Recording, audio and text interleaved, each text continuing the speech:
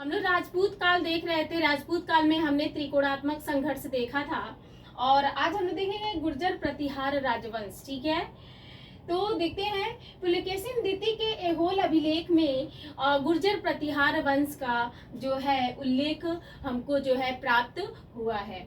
इस वंश का संस्थापक हरिश्चंद्र नामक व्यक्ति को माना गया है। हरिश्चंद्र नामक व्यक्ति को माना गया है। लेकिन यहाँ जो है नागभट्ट प्रथम के बारे में देखते हैं कि इस वंश का जो है वास्तविक संस्थापक के रूप में नागभट्ट प्रथम को जाना जाता है। गुर्जर प्रतिहार राजवंश से नागभट्ट प्रथम को कहते हैं इस वंश का वास्तविक संस्थापक जाना जाता है। ग्वालियर लेख में इसे मलेच्छों का नाशक बताया गया है। नागभट्ट प्रथम को ग्वालियर लेख में मलेच्छों का नाशक बताया गया है। फिर हम लोग देखते हैं वत्सराज के विषय में। शक्तिशाली शासक था वत्सराज जो है गुर्जर प्रतिहार राजवंश का, और कहते हैं जिसने त्रिकोणात्मक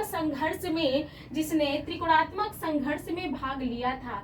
ठीक है ना। लेकिन यह राष्ट्रकूट शासक ध्रुव से जो है कि पराजित हुआ था। फिर हम लोग देखते हैं नागभट्ट द्वितीय के विषय में। नागभट्ट द्वितीय की विशेषता ये रही कि इन्होंने क्या है कि कन्नौज पे अधिकार कर लिया और उसे प्रतिहार साम्राज्य की राजधानी बनाया। ठीक है ना, कन्नौज पे अधिकार कर लिया। जिस कन्नौज के लिए त्रिकोणात्मक संघर्ष चल रहा था उस कन्नौज पे अधिकार नागभट्ट द्वितीय ने कर लिया था। ठीक है ना। और कहते हैं धर्मपाल द्वारा बैठाया गया वहां पे कन्नौज पे चक्रा युद्ध को इसने हराया था।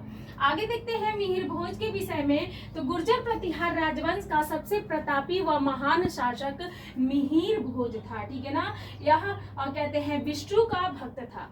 यह विष्णु का भक्त था, वैष्णव था, और उनके सम्मान में इसने जो है आदि वराह व प्रभास की उपाधियों को धारण किया मिहिर भोज ने। ठीक है ना, मिहिर भोज ने आदि वराह व प्रभास नामक उपाधि को धारण किया।